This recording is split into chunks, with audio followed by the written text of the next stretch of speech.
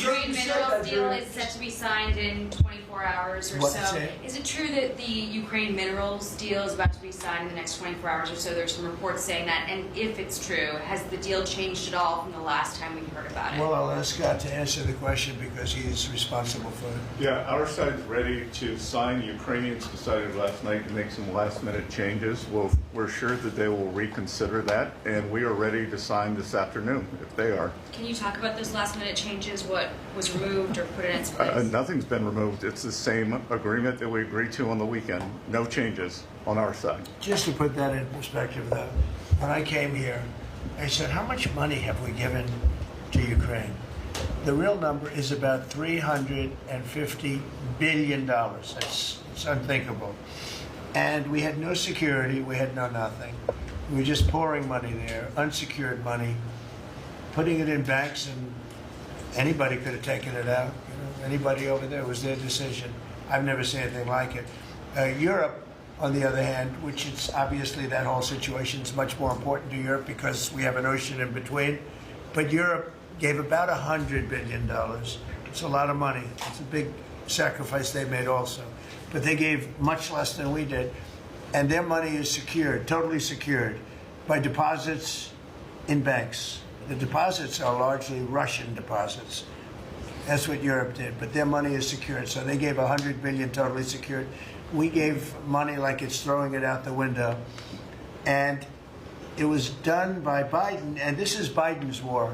This isn't Trump's war. I'm trying to get out. And more than the money, they're losing about 5,000 young Russian and Ukrainian soldiers a week, mostly. There's some people also being killed in towns where missiles should not have been shot, small cities and towns.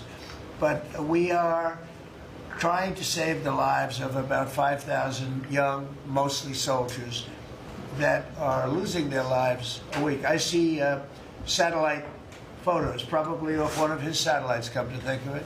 But I see satellite photos every week of fields with arms and heads and legs scattered all over. It's a violent, violent, horrible situation.